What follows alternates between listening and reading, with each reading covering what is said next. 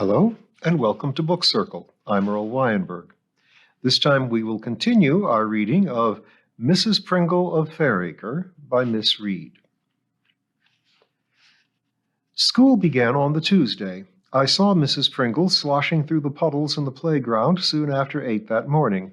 She was wearing a raincoat, Wellingtons, and a shiny plastic head square, and carried the usual oilcloth bag on her arm. I snatched a coat from the peg on the kitchen door and sped after her. She was busy unlocking the school when I caught up. "Mrs. Pringle, let's get inside and out of this downpour." We gained the comparative peace of my classroom. A pool of water lay on the floor immediately below the skylight in the roof. It was my first encounter with a problem which would be with me throughout my teaching years at Fairacre School. "Good heavens!" I exclaimed. "We must get this seen to." Mrs. Pringle gave something between a snort and a sarcastic laugh. "That there skylight has been seen to more times than I can remember," she told me with considerable satisfaction. "And nothing don't make no difference." "You mean it has leaked for years? Every winter, every drop of rain, every storm, every snow shower. But it can't be beyond the wit of man to put it right," I broke in, before Mrs. Pringle called upon all the armory of heaven to prove her point. "It's beyond the wit of Bob Willett," she said, "and if he can't fathom it, there's none else can. Why, we've even had people out from Caxley, sent by the office, what's more, and they've been beat." "Well, we shall have to try again," I said. "It was sheer luck that it didn't drip all over my desk. Most head teachers have shifted this here desk along a bit when it starts raining. Only needs a bit of forethought," she said rudely. I ignored the thrust and gave one of my own. "I came over early to say we'd better have the stoves alight now." "The stoves? Alight?" gasped the lady. "What, in this weather?" "Particularly in this weather." "But it's still October." "I really don't care if it's June, Mrs. Pringle. The children can't work in this temperature, and I don't intend to let them try." "But what will the office say?" "What the office says I can well answer," I said, beginning to lose patience. "All I am asking is that you will be good enough to put a match to each of the stoves. I know you have set them ready, and Mr. Willett has brought in the coke." Mrs. Pringle's face began to be suffused with an unpleasant shade of red, and her bosom heaved as busily as a Regency heroine's. I began to wonder, with some alarm, how one dealt with an apoplectic fit, and wished, not for the first time, that I had undertaken that course in first aid which I kept postponing.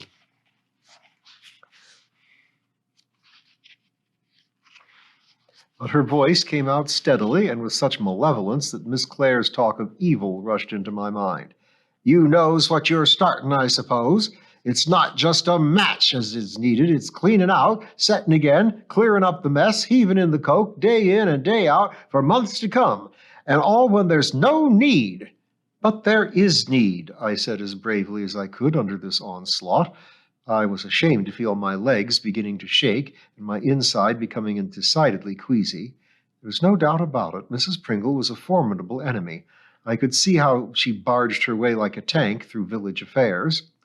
"What about my poor leg?" she thundered, thrusting her furious face close to mine. I retreated hastily, stepping into the puddle. "What about it?" I countered.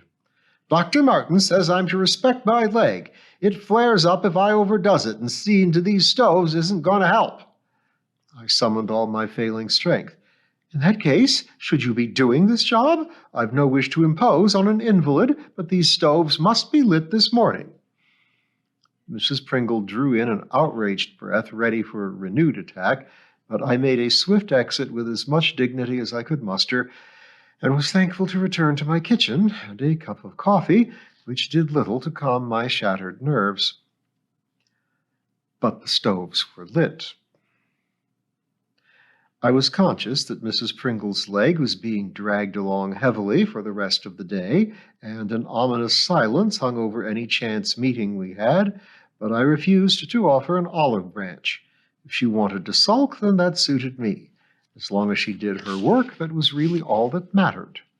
I was not going to pander to Mrs. Pringle's feelings or her leg. Mr. Willett came up that evening bearing 2 large marrows, which would have been enough for a family of 12, let alone one spinster. I thanked him effusively and invited him in. Well, just for half a minute, he said, wiping his boots vigorously on the kitchen mat. I see you've managed to get the stoves going. I had suspected that this visit was not only to deliver 2 marrows. Now I knew his real motive. Well, it was cold enough, I said. I was careful to remain unforthcoming. Village prattle grows as it spreads, like bindweed. But I bet you had a battle with our Mrs. Sunshine, responded Mr. Willett, unabashed. I confessed that I had. You don't want to worry over much about her feelings, he said sturdily. She's been the same since she was so high. He held a horny hand 6 inches from the floor. Always a tartar, that one. Well, I can tell you how I first rumbled our Mrs. Pringle, and I bet she remembers it as well as I do. But I oughtn't to keep you, I said weakly. Bob Willett settled back in his chair. It's like this, he said.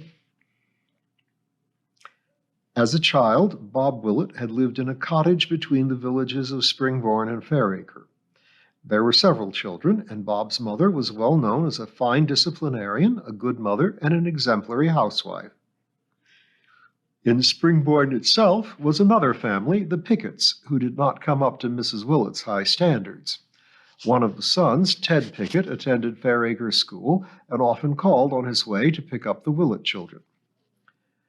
Mrs. Willett Sr. was not best pleased at the attention and hoped that Bob's obvious admiration for Ted, a year or 2 older than he was, would soon fade.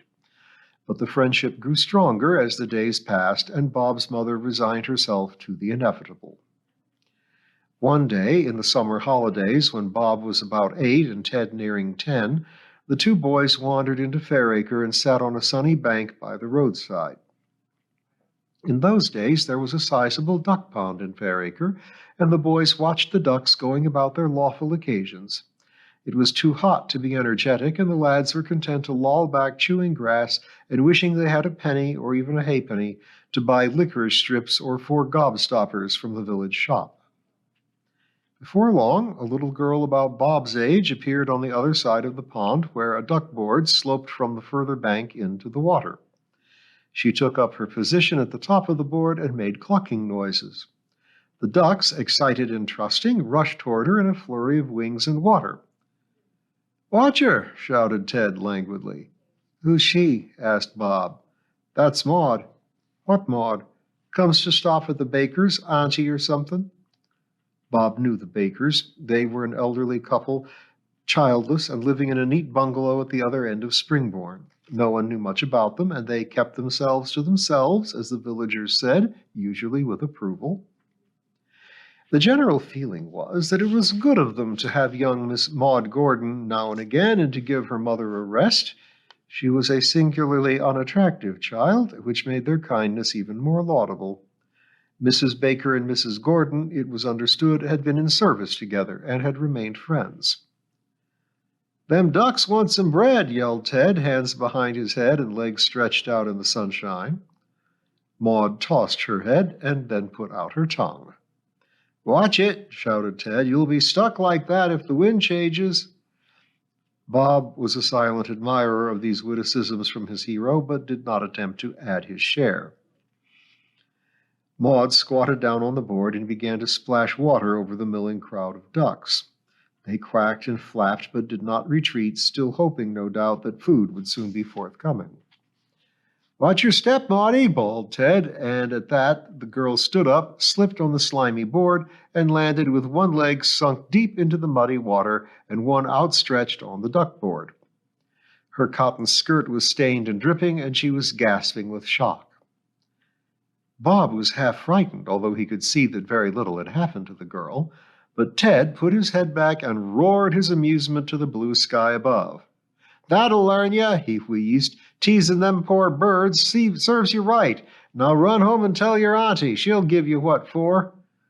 Maud struggled out of the pond and stumped furiously past the boys. Her face was scarlet, and one shoe squelched as she made for home. "You wait, Ted Pickett," she stormed. "I'll tell on you." Mr. Willett paused and looked at my kitchen clock. "Here I sit snattering on, and I expect I'm keeping you from something, ironing and that, say." "Far from it," I assured him. "Go on. Did she tell?"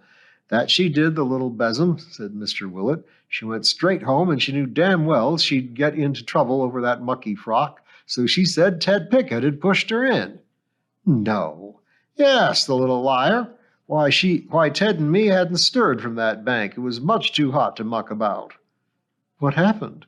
Our Maud told the tale all right, tears and all, and Mrs. Baker came storming up to the Pickett's place, breathing fire and brimstone, so poor old Ted was sent upstairs to wait for his dad to come home and use his belt. Ted wasn't believed? No, and I didn't know until the next day when Ted showed me his behind. Begging your pardon, miss. I assured him I was not shocked. And even if I had stuck up for Ted that afternoon, I don't suppose them Picketts would have believed me. After all, boys hang together at times like that. No, poor old Ted fairly copped it, and all through our Mrs. Pringle. Ted's dad was a hefty bloke, and when he used the strap, you knew it all right. Mr. Willett sighed heavily at things remembered and got to his feet. Poor old Ted, he repeated. We stayed friends right up to the outbreak of the war, though my old ma never really approved. We joined up the same day in Caxley, but Ted never got back from Dunkirk. That's a sad ending. Sad for both of us, admitted Willett. I always touches his name when I pass the war memorial by the church gate. I miss him still, poor old Ted. I accompanied him out the front door and thanked him again for the Marrows and his story. Well, I only told you because I don't want you to worry about Maud Pringle's little ways. She was born a Tartar, and she's stayed that way. All Fairacre knows it, so you keep up a stout heart. I promised I would and went back into my house, much comforted. To my secret relief, Mrs. Pringle kept the stoves going throughout this unreasonably chilly spell. She even bent so far as to address me now and again, and her leg was not dragging quite so heavily as the days passed. I was not so sanguine as to imagine that all was forgiven, but at least our relationship was civil, if not exactly cordial. A week or two after our clash over the stoves, Mrs. Pringle spoke of Fairacre Women's Institute and urged me to join. It sounds like a good idea, I told her. It means I shall get to know more people. Well, that's a mixed blessing, was her gloomy reply. There's some in this village as should be drummed out, to my way of thinking, like them Coggses. I had heard about Arthur Coggs already, evidently the village ne'er-do-well, and a strong supporter of the Beetle and Wedge pub. His young and fast-growing family, not to mention his downtrodden wife, went in fear of him. Later, I was to have his son Joseph as a pupil. But apart from them undesirables, continued Mrs. Pringle, there's a lot of good folk you'd like. Mrs. Partridge is president. She looks after us a fair treat. I could imagine that she would, brave, fair-minded, and tactful woman that she was. A vicar's wife must get plenty of day-to-day training in diplomacy. Consequently, I took myself along to the next meeting and was welcomed with surprising warmth.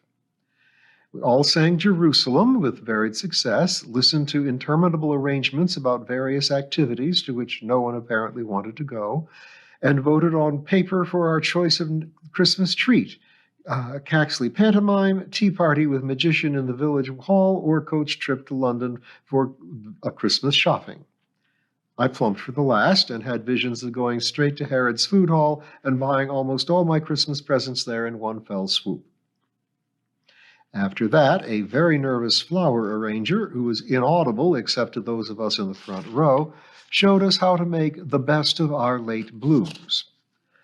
The response was lackluster, I felt, and only the knitters behind me busily clicking their needles really benefited. But tea time was a real highlight. Despite the fact that it was past 8 o'clock in the morning, we all fell upon homemade sponges, wedges of treacle tart, shortbread fingers, and squares of sticky gingerbread, as though we had not seen food in weeks. I met a host of cheerful women, several of them with children at the school, and many of them former pupils, and went home as a fully paid-up member of Fairacre's WI. It will not surprise any newcomer to a village to know that I was also committed to supplying a contribution to next month's tea table, and had agreed to stand in for the treasurer when she had a baby. Of such stuff is village life made, and very nice, too. Chapter 4. Mrs. Willett Goes Farther. One of the nicest women I met at our local Women's Institute was Alice Willett, wife of Bob. She had been at our school as a child and had many memories of Fairacre folk, including Maud Gordon, when she visited her adopted uncle and aunt during the school holidays. Mind you, she said, I could never take to her. She was a year or two older than me and bossy with it. I kept out of her way when she was around in Fairacre. Some years later, it seems, Miss Parr, who lived at the largest house in Fairacre, was looking for a housemaid to replace her well-trained Mary, who had been with her for over 20 years and had had the effrontery to get married. Miss Parr was a great power in the village. She had, in fact, been the most venerable of the school governors, who had appointed me to the headship of Fairacre School, and so I was particularly interested in her history. Her family, it appears, came from Lancashire, where innumerable cotton mills had brought them much wealth in the last century. Hard-headed and shrewd, the money had been invested not only in enlarging the mills, but in diverse other money-making ventures. Miss Parr had inherited a fortune, as well as the common sense of her forebears, and lived in style in the Queen Anne house in Fairacre. She employed a head gardener and an under gardener, and a chauffeur to look after her limousine. Indoors, a cook and a housemaid coped with most of the chores, although a succession of what Miss Parr termed village women came in to help with the rough and the laundry work. Those she employed spoke well of her and stayed in her service.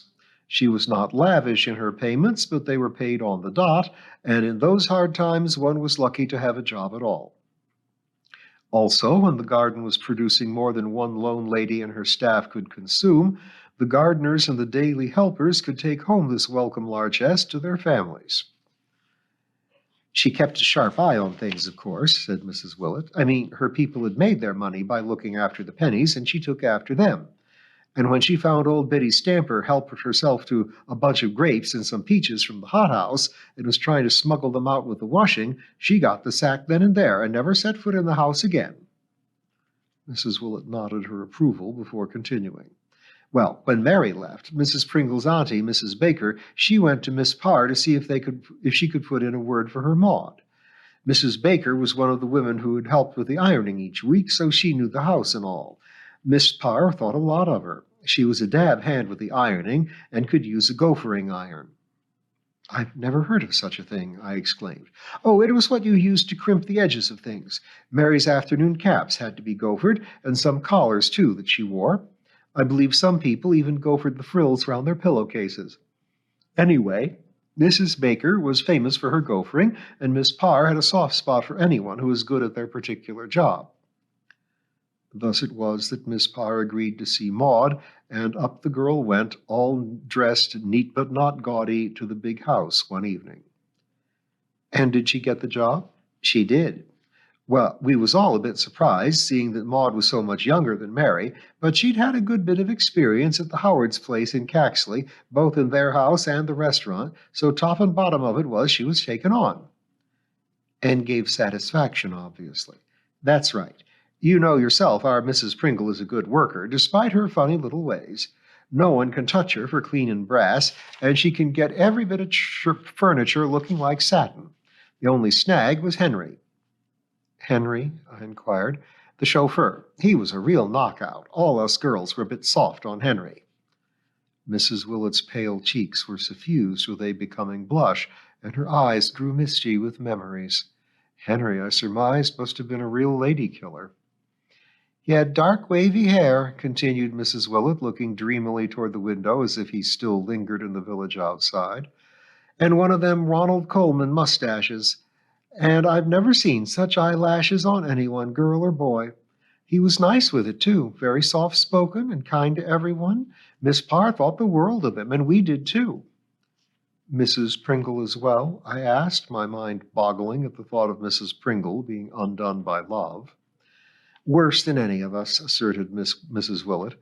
She was forever making sheep's eyes at him. I was going steady at the time with Bob, so I didn't see a lot of Maud, but all the village was talking about her. What about Henry? It must have been embarrassing for him working at the same place. Nothing worried Henry. He was as nice to Maud as he was to everybody, but he did try and keep out of her way. He didn't want to lose his job, after all. Did Miss Parr know? She guessed something was up when she saw Maud coming out of the bothy. The bothy? The room near the coach house where Henry lived, explained Mrs. Willett. Maud had the cheek to take a cake over there to him. Of course, the bothy was out of bounds to women, just as the attics where the maids slept was out of bounds to men. When Miss Parr caught her, she gave her a fine old dressing down, but Maud wiggled out of it that time and was allowed to stay on. She was lucky, but Henry wasn't. Miss Parr had him up in the drawing room that evening, and cook heard it all. How? Well, I take it she was passin' at the time, said Mrs. Willett, looking slightly confused. And then they was both shoutin', cook said, so she couldn't help hearin'. And what did she hear? Not as much as Miss Parr as she did from Henry, but I gather he fairly let fly when Miss Parr as good as told him he'd been leadin' Maud on. Such an innocent young girl, too, cook heard her say, and evidently that tore it. Miss Willett paused to find a snowy handkerchief in her sleeve. He told Miss Parr it was the other way around. Maud had been pestering him, and then he went on to say what he thought of Maud in the most dreadful language that I wouldn't repeat to you, though cook never turned a hair when she repeated it all to all and sundry in Fairacre. My Bob told her to wash out her mouth with carbolic, I remember. So Henry was sacked? No, he gave his notice there and then, and left at the end of the week. I think Miss Parr regretted the whole affair, but of course it was easier to get a good chauffeur than a good worker like Maud in those days. But how we all missed him. Mrs. Willett sighed. He had a green uniform to match the car. Very trim figure he was in that. What with his smile and his nice ways, he was a real gentleman. What happened to him? He got a job in foreign parts. I imagine that trim I imagined that trim, green-suited figure driving wealthy Americans about or being snapped up by an Indian pasha. Northampton, I think it was, said Mrs. Willett, or maybe Leicester. We never saw him again. She sounded wistful. And Mrs. Pringle? Well, with Henry gone, she turned her attention to the next best thing on the premises, and that was the under gardener. What about the head gardener? He was married already, but the under one was easy game. And anyway, the head gardener moved off soon after Henry to open a nursery garden of his own, so the under gardener was promoted and had a rise in wages. How did he respond to Maud's advances? Didn't stand a chance. There was Fred Pringle, you see. He soon knuckled under, and he's stayed that way ever since. So, we now have a bare biography of Mrs. Pringle, and she is very much all of a piece. And we'll get more lowdown on Mrs. Pringle next time.